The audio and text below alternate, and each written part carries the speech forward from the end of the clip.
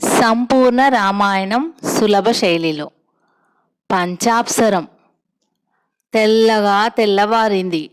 రాముడు శరభంగ ఆశ్రమ వాసులైన మునుల వద్ద సెలవు తీసుకొని భార్యానుజులతో బయలుదేరబోతుండగా వైకానసుడు, రామచంద్ర, మా గురువు మమ్మల్ని విడిచిపోయిన తర్వాత మాకు ఈ ఆశ్రమంలో ఉండడానికి మనస్కరించడం లేదు. మేము కూడా నీ వెంటనే వస్తాము. నువ్వు నివసించబోయే ప్రాంతంలోనే మేము కూడా నివసించాలనుకుంటున్నాము అన్నాడు. రాముడు వైకానసుని మాటలను నిరాకరించలేకపోయాడు. మునులు, మునిపత్నులు సీతారామ లక్ష్మణుల వెంట బయలుదేరారు.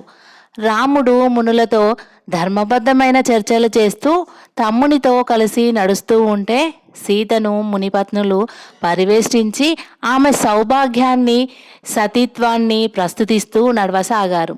అలా ప్రయాణం చేస్తూ వారందరూ పంచాప్సరం అనే సరస్సు దగ్గరికి చేరుకున్నారు. ఆ సరోవరం నుండి అతి మనోహరమైన సంగీతం వినిపిస్తూ ఉంటే విస్మయిస్తూ సీతారామ లక్ష్మణులు ఆశ్చర్యంగా మునుల వైపు చూశారు. ఆ సంగీతం వేణు, వీణానాదాలతో, చక్కని తాళాలతో కూడుకొని ఉంది. రాముడు కుతూహలంగా వైకానస మహర్షి మీదకి దృష్టిని సారించి, మునిచంద్రమా, సరస్సు సంగీతాలాపన చేయడంలో ఏ పరమార్థం ఇమిడి ఉందో మాకు అర్థం కావడం లేదు. అదీగాక నేత్రాలకు కనిపించకుండా కర్ణాలను ఆనంద సాగరాలలో ముంచుతున్న ఆ వాయిద్యాలు ఎక్కడి నుండి వెలువడుతున్నాయి? ఈ విషయము వివరంగా సెలవివ్వండి అని అడిగాడు. వైకానసుడు ఆ సరస్సు గట్టున తన ముని బృందంతో నిలిచి రాముణ్ణి చూస్తూ, రామా, ఈ సరస్సులోని విశేషం మీ ముగ్గురికి కొత్త, కానీ ఈ ప్రాంతంలోని మునులకు కొత్త కాదు. ఇది అందరికీ తెలిసిన విషయమే. వినండి, చెబుతాను అని పంచాప్సరం గురించి చెప్పడం ప్రారంభించాడు. పూర్వం ఈ సరస్సు ఉన్న చోట మాండకర్ణి అనే మునీంద్రుడు ఆశ్రమం నిర్మించుకొని తపస్సు చేసుకుంటూ ఉండేవాడు. క్రమంగా ఆ మునిలో తపోబలం పెరిగింది. కర్మేంద్రియాలను కఠినంగా శాసించి బాహ్యేంద్రియాలను విస్మరించి లోకాలు తల్లడిల్లిపోయేటట్టు తపస్సు చేయసాగాడు. ఆ తపస్సు వల్ల దైవత్వం సిద్ధించి చివరకు తన ఇంద్ర పదవికే ముప్పు తెస్తాడేమోనని భావించి ఇంద్రుడు మెరుపుతీగల్లాంటి అందగత్తెలైన 5 మంది అప్సరసలను మాండకర్ణి ఆశ్రమానికి పంపించాడు. ఆ అప్సరకన్యలు ఆటపాటలతో మాండకర్ణి ఆశ్రమంలోకి ప్రవేశించారు. వారి ప్రవేశంతో మాండకర్ణి తపస్సమాధి చెడిపోయింది. కన్నులు చెదరగొట్టే ఆ వేల్పు జవరాన్ల సౌందర్యం అతన్ని మోహన సాగరంలో ముంచివేసింది. తత్ఫలితంగా ముక్తికాంక్షా పరవశుడై విరక్తితో తపోదీక్షను వహిస్తూ ఉన్న మాండకర్ణికి రక్తి కలిగి దేవకాంతా పరవశుడైపోయాడు. తనలో మోహన సౌందర్యాలను సృష్టించుకొని ఆ అప్సర కాంతలను చేరదీసుకొని వారితో కామోపభోగాలలో తేలియాడాడు. మాండకర్ణి శాంతిపతుడై స్త్రీ వ్యామోహంతో తపోసిద్ధి నుండి దిగజారిపోయాడన్న వార్త దండకారణ్యంలోని మునులకందరికీ తెలిసిపోయింది. ఎందరో మునులు వచ్చి అతన్ని ఈ అప్సరసల వలయం నుంచి తప్పించాలని ప్రయత్నించారు. కానీ మాండకర్ణి వారి మాటలను పెడచెవున పెట్టాడు. అయినా అనునిత్యం ఎవరో ఒకరు వచ్చి బోధ చేయడం ప్రారంభించారు. మాండకర్ణికి మునుల హితబోధలు విపరీతంగా తోచాయి. వారి బారి నుండి తప్పించుకోవడానికి అతడొక ఉపాయం ఆలోచించాడు. వెంటనే తన తపోబలంతో తను ఉంటున్న ఆశ్రమాన్ని సరస్సుగా మార్చివేశాడు. తను వలచిన 5 అప్సరసల మీద ఉన్న ప్రేమతో ఈ సరస్సుకు పంచాప్సరం అనే పేరును పెట్టాడు. సరస్సుకు కింది భాగంలో రమణీయమైన అదృశ్య హార్మాన్ని నిర్మించి ఆ అప్సరసలు 5తో కాపురం చేస్తూ ఉన్నాడు. ఆటపాటలలో ఆరితేరిన ఆ 5 అప్సరకాంతలు నిరంతరం సంగీత నృత్య విశేషాలతో మాండకర్ణిని సంతోషపెడుతూ ఇక్కడే ఉండిపోయారు. ఇప్పుడు మనకు వినిపిస్తున్న ఆ సంగీతం, వాయిద్య విశేషాలు మాండకర్ణిని వలపుల ఆటలలో ముంచెత్తుతున్న అప్సరసలు చేస్తున్నవే అని వివరించాడు వైకానసుడు. వెంటనే ధర్మభృత్తు అనే ముని రాముణ్ణి చూస్తూ, రామచంద్ర, అక్షయమైన తపఫలాన్ని వృధాగా ఐహిక సుఖాలకు దారపోస్తూ స్త్రీ వ్యామోహంతో అధోలోకానికి పోతున్న మా మాండకర్ణికి హితబోధ చేసి అతన్ని సరియైన మార్గంలో పెట్టగలిగిన వారు ఇంతవరకు ఎవ్వరూ లేకపోయారు. నువ్వు ప్రయత్నిస్తే ఏమైనా ఫలితం కలుగుతుందేమో అన్నాడు. రాముడు ఆ విషయమై వైకానసునితో కొంతసేపు చర్చించాడు. వైకానసుడు రామునితో ధర్మమృత్తు కోరిక సమంజసంగానే ఉన్నదని, నీవు పితృవాక్య పరిపాలనార్థం 14 సంవత్సరములు అరణ్యవాసం చేయవలసి వచ్చిన అఖండ భూమండలానికి రాజువే కదా. వర్ణాశ్రమ ధర్మాలను నెలకొల్పడం, దోషిని దండించడం రాజుకు ముఖ్య ధర్మాలు. ఈ దృష్టితో ఆలోచిస్తే నీవు మాండకర్ణిని మందలించి అతన్ని మంచి మార్గంలో పెట్టడం చాలా అవసరం అన్నాడు. మిగిలిన మునులందరూ కూడా మాండకర్ణిని ఉద్దేశించవలసిందిగా రాముణ్ణి ప్రార్థించారు. రాముడు అంగీకరించాడు. వెంటనే వైకానసుడు సరస్సులోకి తొంగి చూస్తూ బిగ్గరగా మాండకర్ణి మాండకర్ణి అని పిలిచాడు. కానీ ప్రయోజనం లేకపోయింది. ధర్మవృత్తితో సహా మునులందరూ కూడా తమ కంఠాలలోని శక్తినంతా ఉపయోగించి మాండకర్ణిని ఉద్దేశించి గట్టిగా కేకలు వేశారు. అలా వాళ్ళు ఎంతసేపు పిలిచినా ప్రయోజనం లేకపోయింది. వెంటనే రాముడు భుజం నుండి కోదండం, అమ్ముల పొది నుండి బాణం తీసుకొని, మునీంద్రులారా, మీ పిలుపులు ఇప్పుడు అతనికి వినిపించవు. వృధాగా ప్రయాసపడవద్దు.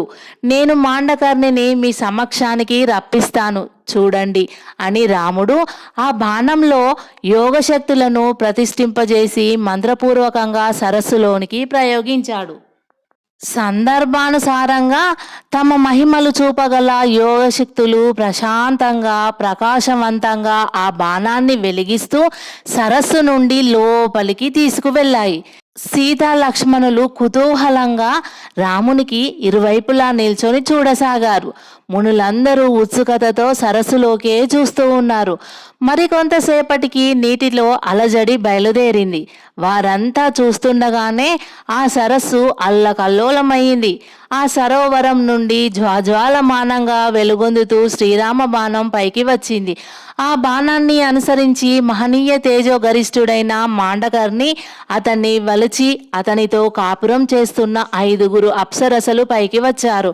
వారు గట్టుకు చేరి శ్రీరాముణ్ణి, సీతా లక్ష్మణులను, మునులను వింతగా చూశారు.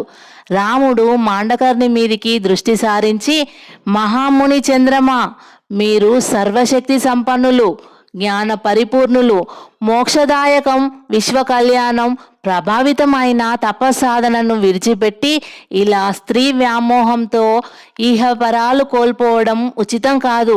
స్వధర్మే నిధనం శ్రేయ అనేది ఉపనిషద్ వాక్యం తమకు తెలియనిది కాదు.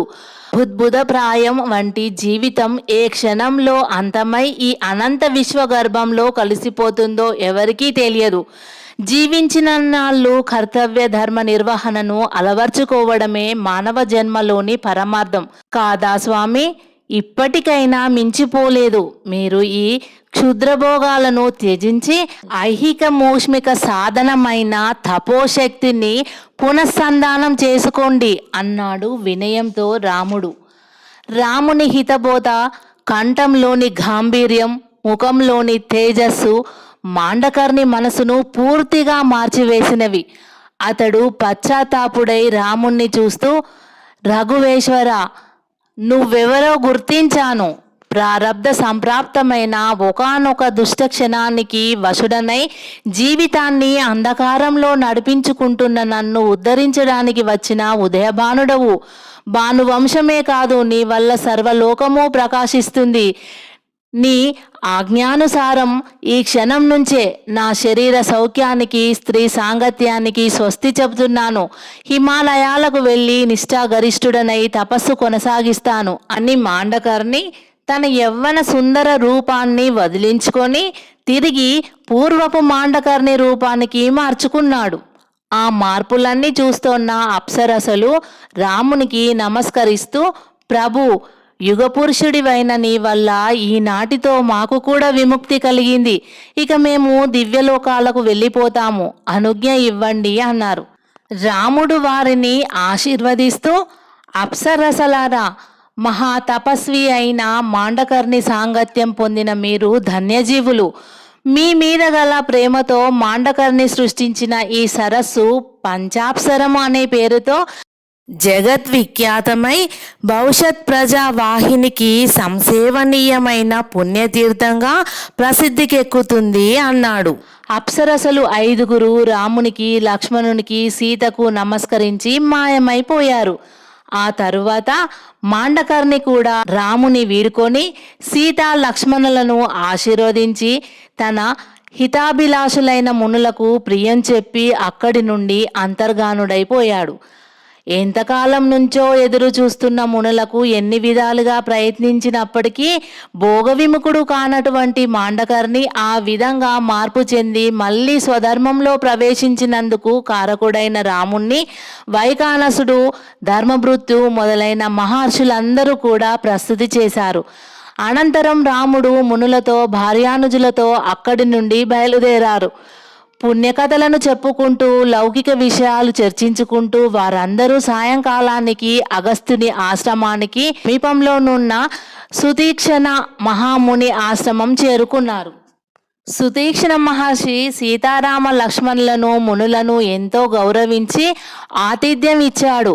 వైకానాసాది మునులు సుతీక్షణ మునీంద్రునితో మాండకర్ణి రాముని వల్ల యథాప్రకారం పూర్వాశ్రమంలో ప్రవేశించి తపస్సాధన కోసం హిమాలయాలకు వెళ్ళిపోయిన విధానాన్ని వివరించారు. సుతీక్షణుడు సంతోషిస్తూ రాముణ్ణి ప్రస్తుతించాడు.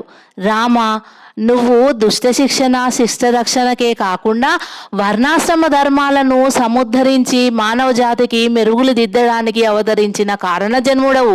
నీ రాక వల్ల ఈ దండకారణ్యం చరితార్థమైంది. విరాధుని చంపినట్లే ఈ దండకారణ్యంలోని రాక్షసులనందరినీ వధించి మునిగణాలను కాపాడు నాయనా అన్నాడు సుతీక్ష్ణ మహాముని. అలాగే స్వామి, ఇది నా క్షత్రియ ధర్మం కూడా అన్నాడు రాముడు వినయంతో. ఆ తర్వాత రాత్రి చాలాసేపు ధర్మకార్యాల చర్చలతో కాలం గడిపారు వారందరూ కూడా. మునుల వల్ల రాముని గొప్పతనాన్ని, లక్ష్మణుని సేవాభావాన్ని, సీత పాతివ్రత్యాన్ని కథలుగా తెలుసుకున్నాడు సుతీక్షణ మహర్షి. ఆ రాత్రి అందరూ సుఖంగా ఆ పర్ణశాలలోనే నిద్రించారు. మరునాడు వేకువనే లేచి కాలకృత్యాలు నిర్వర్తించుకొని రాముడు సీతా లక్ష్మణులతో, వైకానాసాది మునులతో సుతీక్ష్ణ మహర్షి వద్ద సెలవు తీసుకొని అక్కడి నుండి బయలుదేరాడు. బయలుదేరే ముందు సుతీక్ష్ణ మునివర్యుడు లక్ష్మణుణ్ణి ఆశీర్వదిస్తూ, నాయనా, నీ వంటి ఆదర్శప్రాయుడైన రాజపుత్రుడు ఇంతవరకు ఈ భూమండలంలో ఎప్పుడూ జన్మించలేదు, ఇక ముందు కూడా జన్మించబోడు కూడా. అన్నను, వదినను తండ్రిగా, తల్లిగా భావించి వారి సేవలోనే జీవితాన్ని గడపాలనుకుంటున్న నీ ఉత్కృష్టమైన ధర్మం సూర్యచంద్రులు ఉన్నంతకాలం వారిలాగే ప్రకాశిస్తూ ఉంటుంది. పోతే ఇక ముందు ఈ క్రూరారణ్యంలో మీరు భయంకరులైన రాక్షసులను ఎంతో మందిని, ఎందరినో ఎదుర్కోవలసిన పరిస్థితి ఏర్పడవచ్చు. అటువంటి పరిస్థితి ఏర్పడినప్పుడు నువ్వు నీ అన్నకు కుడి భుజంలా నిలిచి యుద్ధం చేయాలి కదా. అందువల్ల నా తపశక్తిని ప్రేమపూర్వకంగా నీ పరాక్రమ శక్తిలో ప్రవేశపెడుతున్నాను.